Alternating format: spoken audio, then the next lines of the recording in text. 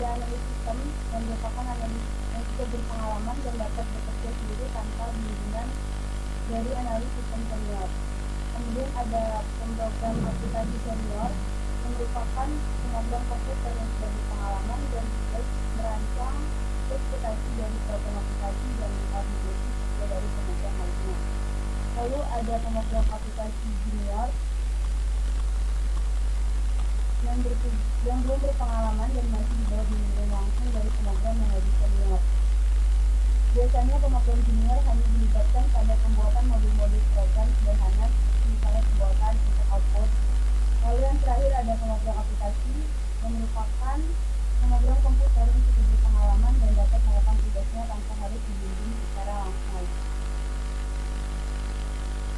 Jika di sini kami mengambil sebuah permasalahan, jadi kami mengambil aplikasi OAuth, yaitu OAuth atau Online Analytical Processing merupakan sebuah teknologi perangkat lunak yang memudahkan seseorang atau masyarakat umum maupun kalangan perangkat desa untuk mendapatkan wawasan akan sebuah data dengan cepat, konsisten, dengan representasi data yang interaktif dengan adanya penelitian berbagai penampakan informasi yang telah ditransformasikan dari kumpulan data yang merepresentasikan keadaan sebenarnya dari sebuah organisasi. Analisis sistem dari OAuth. Yang pertama, mengatasi kesulitan proses pengolahan data yang tersebar pada beberapa bagian atau departemen yang ada yang bermacam-macam operator yang berbeda. Lalu yang kedua, menjamin ketersediaan data, memenuhi dan mendukung kesulitan proses analisis data. Lalu yang selanjutnya akan dijelaskan oleh Walid. Tadi silakan. Baik, akan saya lanjutkan. Selanjutnya ada analisis fitur dari OLAP. Yang pertama yaitu memberikan respon yang cepat terhadap sebuah proses analisis data. Yang kedua, melakukan sejumlah operasi kalkulasi yang mendukung proses analisis. Yang ketiga, menyediakan fungsi-fungsi standar yang dapat mempercepat proses pengolahan data. Yang keempat, menyimpan dokumen analisis yang telah dibuat. Yang kelima, memberikan visualisasi data dalam berbagai bentuk. Yang keenam, yaitu pembuatan dokumen analisis yang analisis berbagai bentuk, model, dan konfigurasi. Next.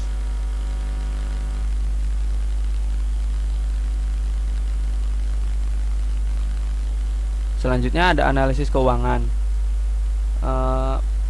Penentu prioritas atau ranking proyek menggunakan B atau C rasio. Selanjutnya ada analisis aspek keuangan.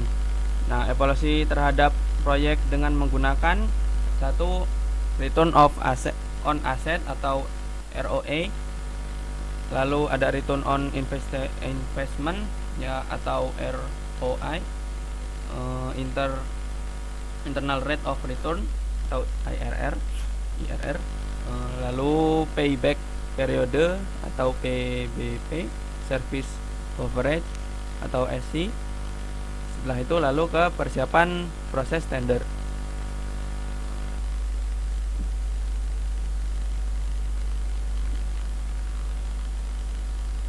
Untuk metode pengembangan sistem Agile adalah sebuah software development yang metodologi pengembang softwarenya dilakukan dengan cara bertahap dan berulang. Metode Agile dapat pula diartikan sebagai suatu pendekatan yang digunakan untuk mengatur proyek dalam pengembangan perangkat lunak.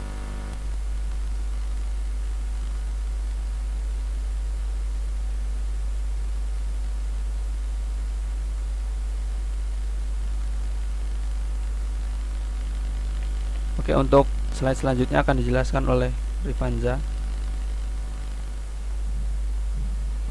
akan menjelaskan untuk tujuan penerapan dari metode Agile. Yang pertama ada high value dan low impact system ini gunanya untuk menghasilkan perangkat lunak yang mempunyai nilai jual yang tinggi. Biaya pembuatannya bisa ditekan dan perangkat lunaknya bisa berjalan dengan baik. Yang kedua ada iteratif, incremental, dan evolutionary. Pada metode Agile, pengembangan perangkat lunak yang iteratif selalu mengalami perubahan dan evolusioner. Yang ketiga ada cost control dan value driven development. Pada tujuan ini, Agile mengembangkan perangkat lunak yang sesuai dengan kebutuhan pengguna dan tim bisa dengan cepat merespon kebutuhan yang diinginkan pengguna, sehingga waktu dan biaya pembuatannya bisa dikontrol. Selanjutnya ada high quality production. Kualitas dari perangkat lunak yang dibuat tetap terjaga meskipun waktu dan biayanya lebih sedikit. Selanjutnya ada flexible dan risk management, yaitu pertemuan dengan klien untuk melakukan tes perangkat lunak yang sering dilakukan. Jadi fungsionalitas perangkat lunaknya ini mudah diubah dan akhirnya kegagalan perangkat lunaknya pun bisa diminimalisir. Selanjutnya ada collaboration, yaitu tim pengembang diharuskan sering bertemu untuk membahas perkembangan proyek dan menambahkan feedback dari klien ke dalam perangkat lunak. Selanjutnya ada self-organizing dan self-managing team. Dengan metode agile, pengembangan dapat memanajemen dirinya sendiri, sedangkan manajer tim hanya bertugas untuk mengkolaborasikan pengembangan perangkat lunak dengan klien. Next. Jadi di sini ada diagram atau siklus hidup dari agile. Yang pertama adalah tahapan perencanaan. Pada tahap perencanaan ini, pengembangan dan klien membuat rencana tentang kebutuhan dari perangkat lunak yang akan dibuat. Selanjutnya yang kedua ada implementasi. Pada bagian ini proses di mana programmer akan melakukan pengkodean dari perangkat lunak. Yang ketiga ada tahap tes perangkat lunak. Di tahap ini perangkat lunak yang sudah dibuat tadi akan dites oleh bagian kontrol kualitas agar bug yang ditemukan bisa segera diperbaiki dan kualitas perangkat lunaknya terjaga. Yang keempat ada dokumentasi. Pada tahap ini setelah dilakukan tes perangkat lunak, langkah selanjutnya yaitu dokumentasi untuk mempermudah proses maintenance ke depannya. Yang kelima ada tahap deployment. Pada tahap ini, proses yang dilakukan oleh penjamin kualitas untuk menguji kualitas sistem. Selanjutnya yang terakhir ada pemeliharaan. Pada tahap pemeliharaan, tidak ada perangkat lunak yang 100% bebas dari bug. Jadi, oleh karena itu, sangat penting agar perangkat lunak dipelihara secara berkala. Next.